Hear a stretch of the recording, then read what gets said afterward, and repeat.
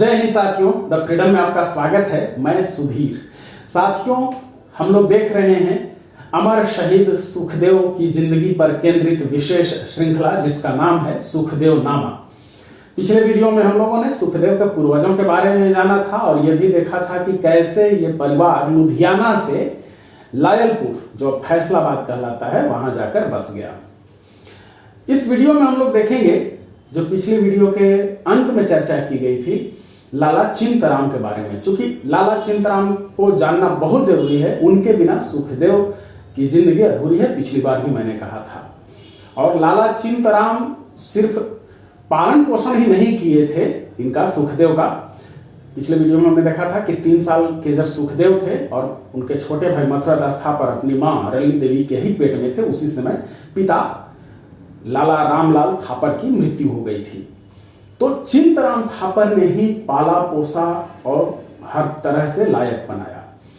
तो सिर्फ पालने पोषने तक ही योगदान नहीं है, बल्कि विचारों पर या देशभक्ति की जो भावना आई सुखदेव के अंदर, वो चिंतराम से आई। चिंतराम क्या थे, कैसे थे, वो जानना जरूरी है। लेकिन उनके बारे में पूरा विस्तार से जानने के बजाय हम लोग देखेंगे मुख्य घटना जिसके चलते चिंतराम का निर्माण हुआ।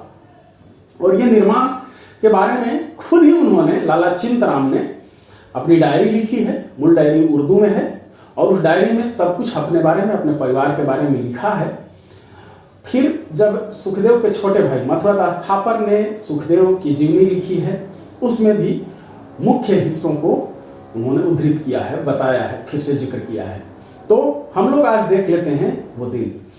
ये जो लाला चिंतराम थापर थे, अभी ये परिवार पूरा लुधियाना में है और लुधियाना की घटना है। चिंतराम ने लिखा है कि उन्हें पढ़ने लिखने में कभी मन नहीं लगता था। अपने बारे में वो लिख रहे हैं, वो स्कूल जाते थे लेकिन स्कूल से ज्यादा वो फरार रहते थे। धीरे धीरे वो बड़े हो रहे थे, किशोरावस्था पार कर रहे थे, लेकिन कोशिश ये रहती थी कि स्कूल न जाना पड़े, स्कूल से बाहर रहे। बदमाशियां करते थे, शरारतें करते थे, पढ़ने के नाम पर नॉवेल वगैरह पढ़ते थे।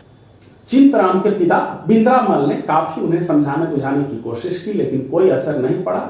डंडेलाई में दिन गुजर रहा था, बदमाशियों में इनके दिन बीत रहे थे। लेकिन कभी कभी कुछ ऐसी घटना होती है जिससे जीवन पूरी तरह से बदल जाता है। ऐसा ही हुआ ये कि लुधियाना में आर्य समाजियों का एक कार्यक्रम था। याद रखिए कि पंजाब में आर्य समाज का बहुत बड़ा असर रहा था और लुधियाना में, पंजाब के लुधियाना में सबसे पहले आर्य समाज का प्रचार प्रसार हुआ था 1877 में ही।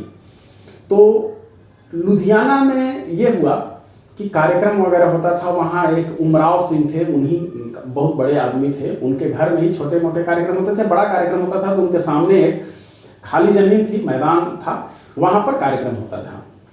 तो उन दिनों आर्य समाज का एक बहुत ही कार्यक्रम प्रचलन में था, शुद्धिकरण। शुद्धिकरण में होता यह था कि हिंदू जाति के तमाम दूसरे वैसे लोग जो ब्राह्मण नहीं थे, उन्हें भी ब्राह्मण बनाया जाता था और फिर जनेऊ धारण कराया जाता था, यज्ञोपवीत पहनाया जाता था। दूसरी बात कि आर्य समाज पूरी तरह से मूर्ति पूजा का विरोध करता था। तो इन दोनों कार्यक्रमों के कारण, और दूसरे की एक और चीज बात थी कि तार्किक काफी था, हर बात पर तर्क के हिसाब से दयानंद सरस्वती ने सिखाया था कि ये तर्क जरूरी है जिंदगी में। तो जो आम हिंदू थे उनमें बहुत अधिक बेचैनी थी और प्रायः ये लोग आर्य समाजियों को नास्तिक कहा करते थे। इसके बावजूद आर्य समाज का दायरा, प्रभाव बढ़ रहा था और लुधियाना में वैसे ही एक शुद्धि कार्यक्रम का आयोजन हो रहा था। इस शुद्धि कार्यक्रम में लुधियाना में चमार समुदाय के लोगों को ब्राह्मण बनाया जाना था। और देखिए, जाति का मैं नाम इसलिए ले रहा हूं कि ये जरूरी है जानना कि हो क्या रहा था। और फिर चिंतराम ने भी ये लिखा है इस तरह से, मथुरा दास थापर ने भी लिखा है, तो इसलिए हम लोग उसको कह रहे हैं। और ये पूरी बात जानने के लिए जरूरी है, इसलिए ये कहना जरूरी भी है। तो चमारों को वहां पर शुद्धिकरण करके ब्राह्मण बनाया जाना था। ये आर्य समाज के लोगों का ये था कि सभी को ब्राह्मण बनाओ, अगर ब्राह्मण होना ही श्रेष्ठ है तो फिर हर कोई ब्राह्मण बन सकता है। और दयानंद सरस्वती ने, जो आर्य समाज के संस्थापक थे, उन्होंने वेदों के हवाले से कहा कि ऐसा होना चाहिए, ये वेदों की आज्ञा है। ये अब भी होता है। अगर आप लोग आर्य समाज को जानते होंगे, आपके अगल बगल आर्य समाजी होंगे, तो वहां देखिएगा उसमें कोई भी पूजा करवा सकता है, शादी करा सकता है, या और भी जो अनुष्ठान है वो करवा सकता है। उसमें जाति कोई मायने नहीं रखती, उसका यज्ञोपवीत किया जाता है, यानी उसको चाहे जिस जाति का वो इंसान हो उसे द्विज बना दिया जाता है, दूसरा जन्म एक तरह से संस्कारित कर दिया जाता है, और वो सभी अनुष्ठान, धार्मिक अनुष्ठान कराने का अधिकारी हो जाता है, वो एक तरह से ब्राह्मण हो जाता है। तो वही कार्यक्रम शुद्धि कार्यक्रम कहलाता था। और होता ये था, उस सब वो दौर ऐसा था कि ब्राह्मण कहलाना तो दूर, चमार या इस तरह से जो दलित जातियां थी, उनका कोई छुआ हुआ पानी नहीं पीता था। उनकी परछाई से कथित तौर पर श्रेष्ठ जाति के लोग दूर भागते थे, उनको समाज का हिस्सा ही नहीं माना जाता था। तो जब ये कार्यक्रम यहां होने लगा लुधियाना में, तो बहुत बड़ा उपद्रव फैल गया, पूरे शहर में बवाल हो गया हिंदुओं के बीच कि ये अब क्या हो रहा है। जो कथित तौर पर ऊंची जातियां थी, उनका यह मानना था कि जिन्हें देखने से, जिनको छूने से, जिनका छुआ हुआ पानी पीने से, जिनका छुआ हुआ भोजन करने से पाप लगता हो, जिनका मंदिरों में प्रवेश तक वर्जित है, जिनकी परछाई भी नहीं छू सकते, जिनकी परछाई से भी पाप लगता है, वैसे लोगों को ब्राह्मण कैसे बनाया जा सकता है, जनेऊ पहनने का अधिकार कैसे दिया जा सकता है। और इसको लेकर के लुधियाना में बवाल मच गया। कार्यक्रम होने से पहले स्थिति ऐसी हो गई कि उपद्रव होगा, हंगामा होगा, खतरा कुछ हो सकता है। तो थापरों का थोड़ा बोलबाला था लुधियाना में, और योजना ये बनी कि ऐसा किया जाए कि थापरों के यहाँ के जो लौंडे हैं, जो जवान लड़के हैं, उनको तैनात कर दिया जाए कार्यक्रम के चारों ओर, और 15 ऐसे लड़कों को तैनात कर दिया गया जहां कार्यक्रम होना था। शुद्धि कार्यक्रम हुआ, और फिर जिन चमार समुदाय के जिन लोगों का शुद्धिकरण किया गया, उन्हीं के हाथों से बूंदिया बनवाई गई, मिठाई प्रसाद के रूप में। और जो थापर घराने के लड़के वहां पर तैनात थे, उन्हें भी प्रसाद के रूप में वो बूंदिया मिला, उन लोगों ने भी खाया। और ये बूंदी मिठाई जब खा लिए, तो ये हर जगह हंगामा हो गया, हल्ला मच गया कि थापरों के लड़के ने चमारों के हाथ का छुआ हुआ बूंदिया खाया है। अब इतना बड़ा हंगामा मचा कि चिंतराम से उनके पिता ने बुला करके स्पेशल पूछा कि ऐसा ऐसा सुन रहे हैं, क्या है ये। चिंतराम ने कहा कि हाँ ऐसा है, लोग बूंदिया खाए हैं, वही लोग बांटा है। इस पर बहुत अधिक गुस्सा हुए और बोले कि ये गलत तुम लोगों ने किया है। शहर के लोगों ने इस घटना के बाद से थापर परिवार को थोड़ा छोटी निगाह से देखना शुरू कर दिया। इन लोगों ने माना कि अब ये धर्म भ्रष्ट लोग हो गए हैं, इन लोगों का धर्म अब चला गया है, अब ये लोग नास्तिक हो गया है, अब ये लोग समाज में रहने लायक नहीं है, समाज से इनको काट दिया जाए। लेकिन परिवार का वर्चस्व बहुत अधिक था, लंबे समय तक ये नहीं चला, फिर समाज में धीरे धीरे शांति फैल गई। लेकिन चिंतराम पर असर पड़ा आर्य समाजियों का, और वो आने जाने लगे कार्यक्रमों में।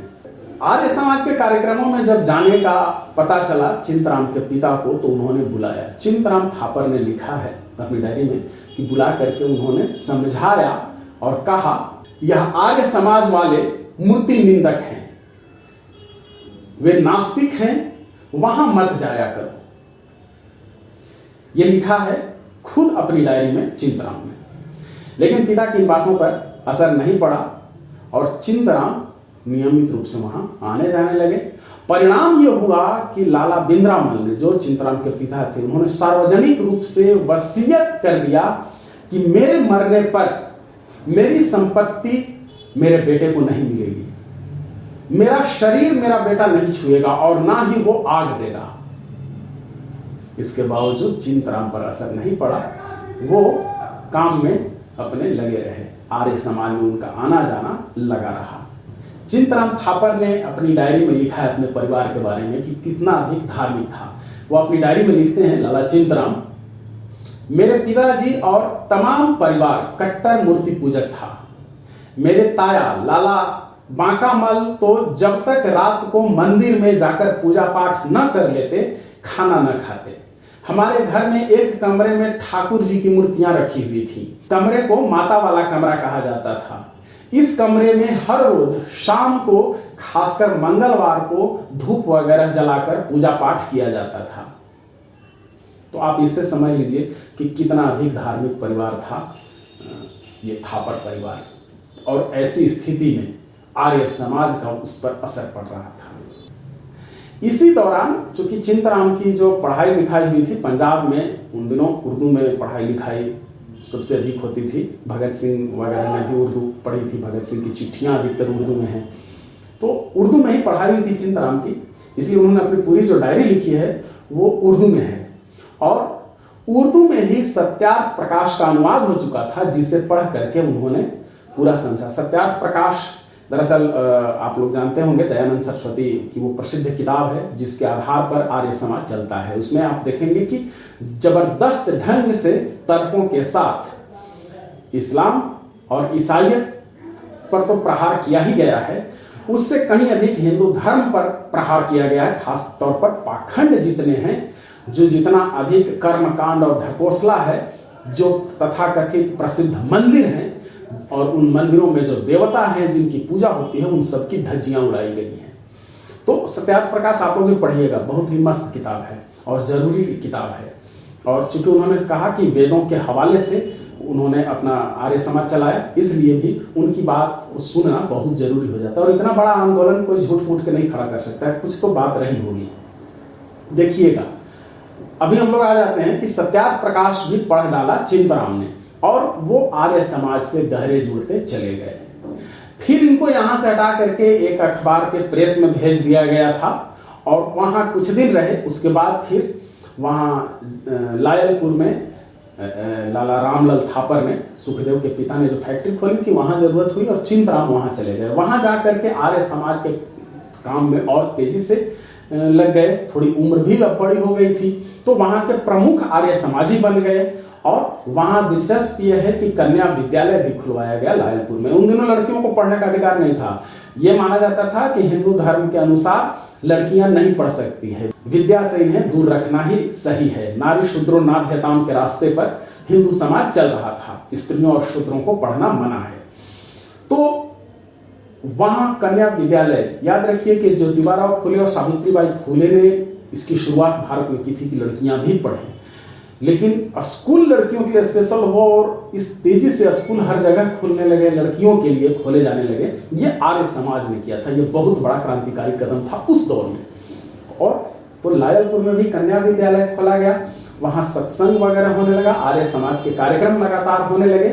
और उसमें प्रमुख जो व्यक्ति थे उसमें थे लाला चिंतराम थापर। लायलपुर जाने के बाद चिंतराम स्वतंत्रता संग्राम में भाग लेने लगे, और इसका असर पड़ा सुखदेव पर ही भी। याद रखिए कि लायलपुर ये लोग गए हैं, 7 में जन्म हुआ है सुखदेव का, और 10 में पिता की मृत्यु हो गई है। 10 के बाद से सुखदेव के पालन पोषण की पूरी जिम्मेदारी, और फिर मथुरा दास की भी, जो उनके छोटे भाई थे, चिंतराम ने पूरी जिम्मेदारी उठाई है।